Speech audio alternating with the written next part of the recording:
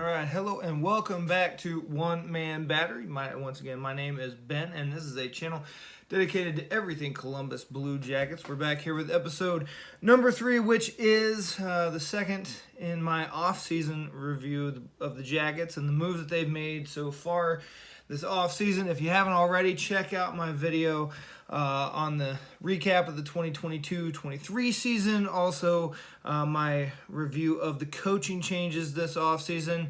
As we all know, Brad Larson is out. Mike Babcock is in. Same thing for Manny Legacy being replaced with Nicholas Backstrom. So go check out those. My thoughts on those if you haven't already.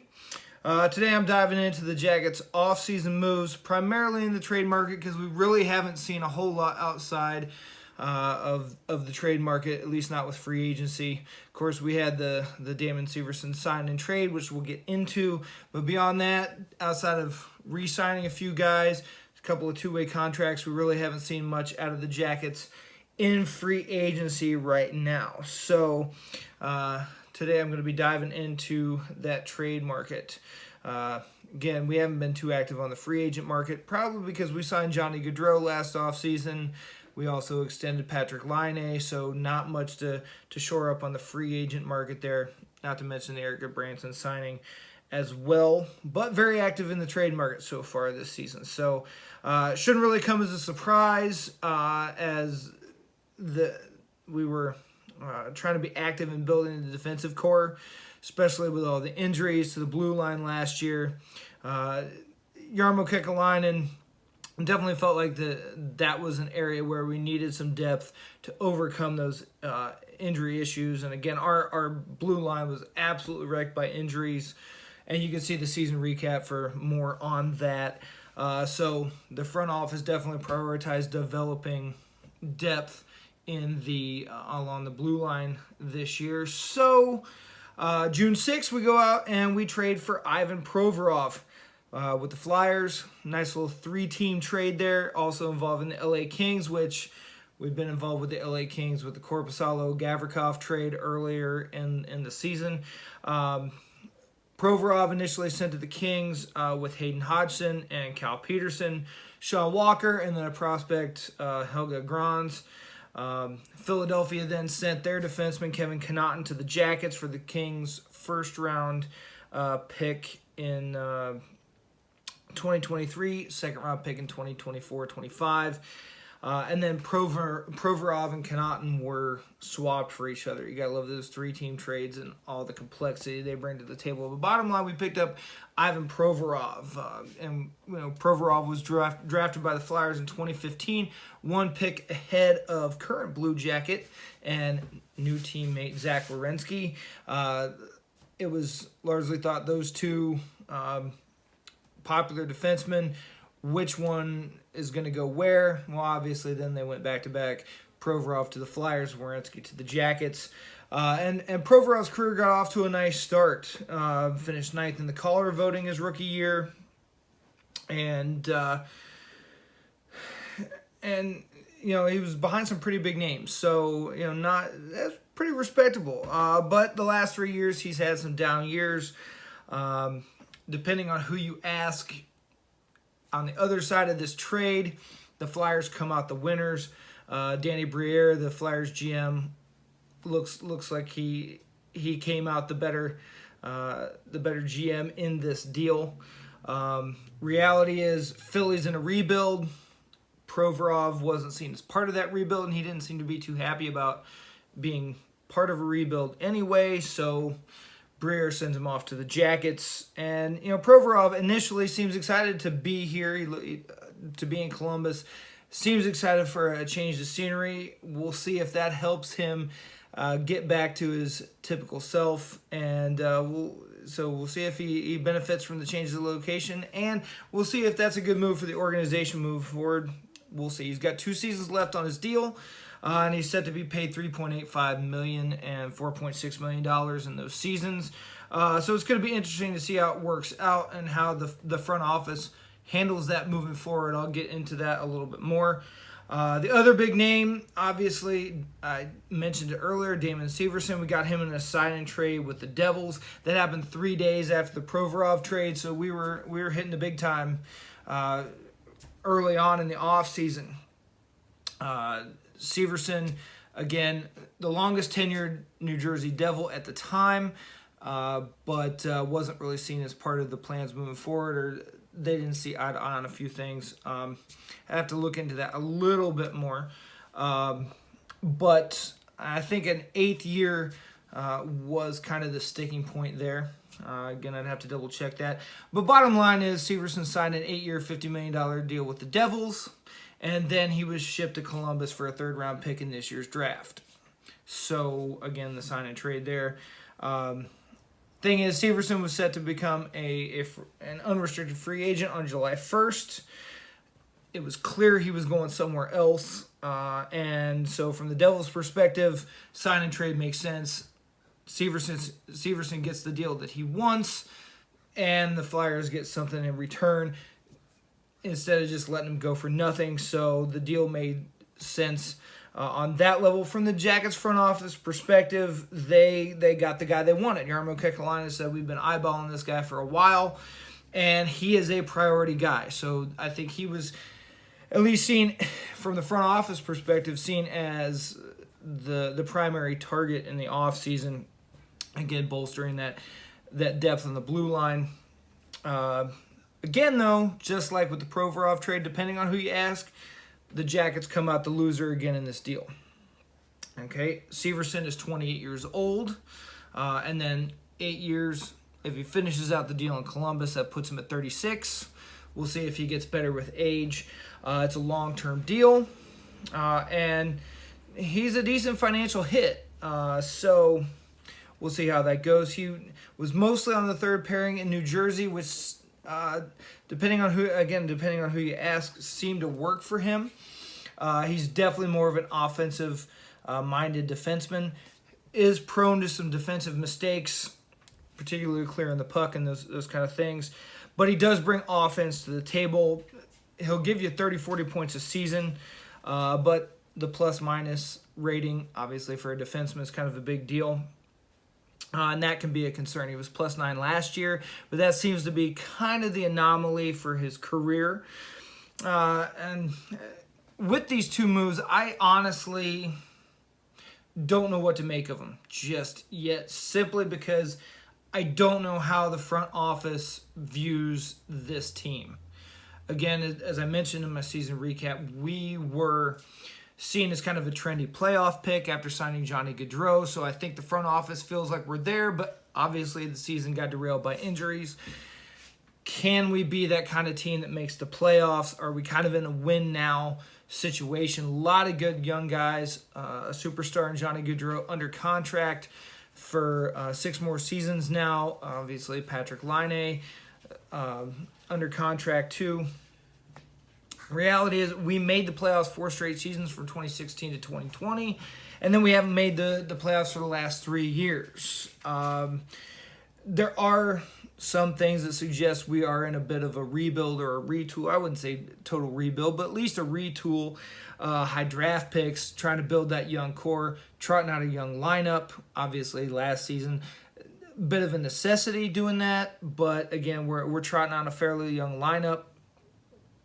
And then some of the moves we made over the last couple of off seasons suggest the front office is kind of in a win-now mode. Again, signing Johnny Gaudreau, which I'm not complaining. That shores up some scoring issues, even though it didn't really help last season. We'll see how this season goes. We're trading for Provorov, the sign and trade with Severson. And I'm left wondering, are we in kind of a retool, or are we in win-now mode? And part of me thinks maybe Jarmo Kekalainen is feeling the pressure, especially after the Johnny Gaudreau trade or deal, the signing. You sign a big name like Gaudreau to that long-term contract. You want to maximize every season of that contract. Obviously, last year did not go as planned, but what's the plan moving forward? I think we want to maximize that Johnny Gaudreau deal. And Gaudreau, to be fair to Gaudreau, he did say he recognized in coming to Columbus things would take some time with the younger players. Again, I don't think anybody saw last season coming with the injuries and stuff, but obviously we don't want to waste his contract, so we're making some of these moves. Again, though it's tough to say what's going through Yarmo's mind with some of these deals. Am I correct in saying these feel like a bit of an overreaction? Maybe. Did our blue line need some depth? Maybe. Obviously, last year was tough with the injuries. Werenski, Boquist, Blankenberg, etc. Those guys, though, they are going to recover from those injuries, and our blue line is going to be back to having respectable depth. We also now, though, we have a logjam, at least what I think is a logjam on the defensive core, especially with good young guys who are going to need playing time to develop, and where do we put them? Obviously, last draft, not not the 2023 draft, but the 2022 draft, we took David Juracek and Denton Matejchuk in the first round. We've also got Stanislav Svozil there, and a few other young defensemen who are going to need that playing time. They're going to need some games at the NHL level. They can't just stay in Cleveland all the time, right? So we'll see how that goes. They're going to need that ice time to develop. With these signings, do some of those younger guys become trade fodder? We'll see. Reality is we do have Severson now under a big long-term deal, so he's going to be taking up a spot for a few years. Ivan Provorov has 2 years left on his deal, but what's the plan there? Do we sign him long-term? Do we decide, hey, this is a guy we really like, sign him to a long-term deal? Maybe he gets a little bit back on track in Columbus. We like him enough. We sign him to a long-term deal, or do we, does he use that again to get his career back on track and then walk in free agency? Who knows? We'll see over the next couple of years. All that to say, I don't exactly know what we're doing here. And Jarmo plays it pretty close to the vest at times, and then sometimes he's pretty open, but I just don't know what we're doing here. Reality is we've drafted some really good young defensemen. Clearly we've dealt for some big-name veterans. Signed Eric Goodbranson last year. The first year that deal is not aging well, but we'll see how that goes. But I don't know exactly where the front office is going here. My initial reaction to these moves was excitement. Provorov, Severson seem to be really strong defensemen. But my gut at times tells me this isn't a great direction for the Jackets. We'll see. These kind of strike me as New York Yankees type moves. Okay? And I just don't know how I feel about that. I am afraid that long-term, these moves aren't good for Columbus. Maybe it sets us back a few years.